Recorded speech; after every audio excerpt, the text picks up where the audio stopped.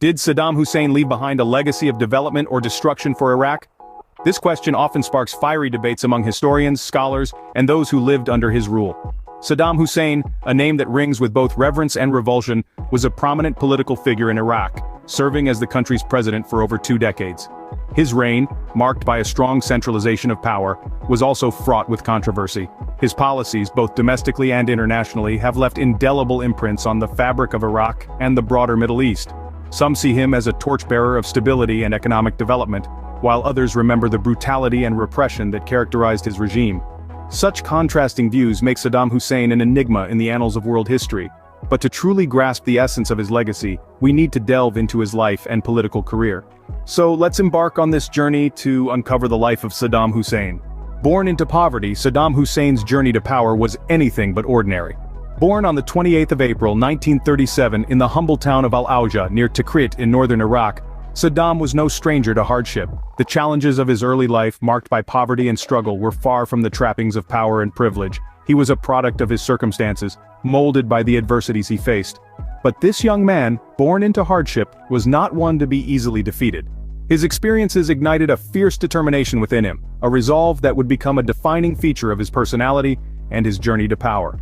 In the late 1950s, Saddam found a political home in the Ba'ath Party, a pan-Arab socialist party that championed Arab unity and freedom from Western influence.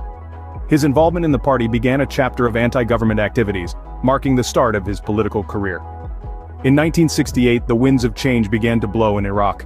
The Ba'ath Party seized power in a coup, marking a significant shift in the country's political landscape.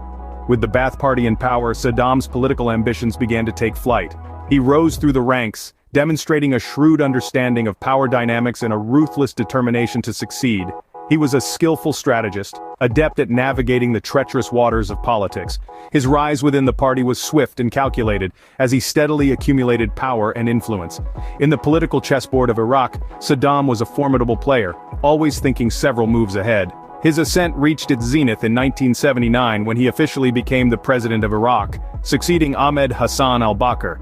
It was the culmination of a journey that had begun in the poverty-stricken town of Al-Auja, a testament to his indomitable will and his relentless pursuit of power. After years of struggle and strategic maneuvering, Saddam had finally secured the highest office in Iraq. By 1979, Saddam Hussein had secured the highest office in Iraq. His journey from a humble beginning to the pinnacle of power is a testament to his resilience, ambition, and strategic acumen. Presidency for Saddam was a testament to his strong grip on power. From the moment he assumed the role in 1979, Saddam Hussein centralized all authority, stifling any form of political opposition. His tenure was marked by his iron fist, his unyielding will, and a series of controversial decisions that would reverberate across the world. One of the defining chapters of his presidency was the Iran-Iraq War, which spanned 8 grueling years. It all started when Saddam Hussein, in a quest for regional dominance, decided to invade Iran.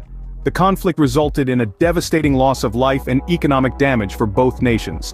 It was a war that showed the world the lengths Saddam was willing to go in pursuit of his ambitions. But he didn't stop there. In 1990, Saddam Hussein ordered the invasion of Kuwait, a move that would trigger the Gulf War. His rationale? Kuwait was allegedly overproducing oil and driving down prices, hurting the Iraqi economy. But the world saw it as an act of unprovoked aggression. A United States-led coalition intervened and Iraq was swiftly expelled from Kuwait in 1991. What followed was a period of international isolation for Iraq. The United Nations imposed economic sanctions that would cripple the country's economy. The sanctions didn't just affect the government, they had a severe impact on the people of Iraq. Infrastructure crumbled, essential services dwindled, and the population suffered. Yet through all this, Saddam held on to power. His rule was a time of paradoxes. On one hand, he was seen as a strong leader who could keep Iraq stable. On the other, he was a dictator who ruled with an iron fist, leading his country into wars and economic ruin. Yet through all this, he held on to power with an unyielding grip. The aftermath of the Gulf War and the imposed sanctions led Iraq into a period of great suffering. Saddam's reign was marked by his iron will, his unyielding grip on power, and a series of controversial decisions that have left an indelible mark on the history of Iraq and the world. The year 2003 marked the beginning of the end for Saddam's reign. As the world entered the new millennium, tensions between Iraq and the international community reached a tipping point. Despite mounting international pressure, Saddam Hussein steadfastly refused to fully cooperate with United Nations weapons inspectors, arousing suspicion about the existence of weapons of mass destruction, or WMDs, within the country's borders. This refusal led to a chain of events that would ultimately result in the downfall of Saddam's regime. The United States, along with a coalition of allies, justified an invasion of Iraq in 2003, citing the urgent need to eliminate these alleged WMDs and to remove Saddam from power. The invasion marked a significant turning point. Saddam's once formidable grip on Iraq began to waver as the coalition forces advanced. By December 2003, this former titan of the Middle East was found hiding in a small underground hole near his hometown of Tikrit, captured without a fight by US forces. Following his capture, Saddam faced trial for crimes against humanity. The charges were numerous and severe, including the execution of political opponents and the use of chemical weapons on his own people.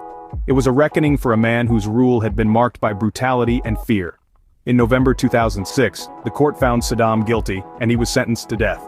His execution, carried out by hanging on December 30, 2006, was a highly controversial event, televised and watched by millions around the world. It served as a stark reminder of the fate that can befall even the most powerful when they abuse their power. Saddam's reign ended not with a peaceful transition, but with a noose. His fall marked the end of an era in Iraq, a tumultuous period characterized by war, economic sanctions, and widespread human rights abuses. But as with any historical event, the full implications of Saddam Hussein's rule and his dramatic downfall continue to unfold, influencing the course of Iraq's future and its place in the world. Saddam Hussein, a name that evokes a spectrum of emotions in the hearts of Iraqis. His legacy is a topic of intense debate, with views as diverse as the people who hold them. Some remember Hussein's rule as a time of stability and economic development. This period saw the rise of a strong, centralized state, capable of providing public services and maintaining order. Iraq's infrastructure, from roads to hospitals, was greatly improved under Hussein's rule. Moreover, the country experienced a surge in literacy rates and other social indicators. However, the picture is far from rosy. Beneath the surface of this seeming progress lurked a darker reality. Hussein's regime was marked by a brutal authoritarianism that had little regard for human rights. Political opponents were ruthlessly suppressed, often through violent means. The use of chemical weapons, particularly during the Iran-Iraq War, stands as a stark testament to the lengths Hussein was willing to go to maintain power. These actions have left an indelible mark on the collective memory of the Iraqi people and the world at large. Critics also point to the economic sanctions imposed by the United Nations in the aftermath of the Gulf War. These sanctions, a direct result of Hussein's policies, led to widespread suffering among the Iraqi population. The human cost of Hussein's rule is immense. Thousands of Iraqis were killed, tortured, or disappeared during his time in power. The full extent of these atrocities is still being uncovered today. Hussein's legacy is also marked by political repression. His regime's tight control over the media, education, and other aspects of public life stifled dissent and fostered a climate of fear. In the end, Saddam Hussein's rule is a study in contrasts. On one hand, there was development and progress. On the other, there was brutality and repression. It's a dichotomy that continues to define Iraq's past and shape its future. Saddam Hussein's legacy is a complex tapestry, woven with threads of development and destruction. Saddam Hussein's life and political career were a series of tumultuous events. From his humble beginnings in Al-Awya, he climbed the political ladder and became the president of Iraq, a position he held onto for nearly a quarter of a century. His rule was marked by significant events, including the prolonged Iran-Iraq War, the invasion of Kuwait, and the subsequent Gulf War. His refusal to cooperate with UN weapons inspectors led to the invasion of Iraq in 2003, and his eventual capture, trial, and execution. Saddam's legacy is a tapestry of paradoxes. Some remember a period of stability and economic development, while others recall the brutality of his regime, marked by human rights abuses and political repression.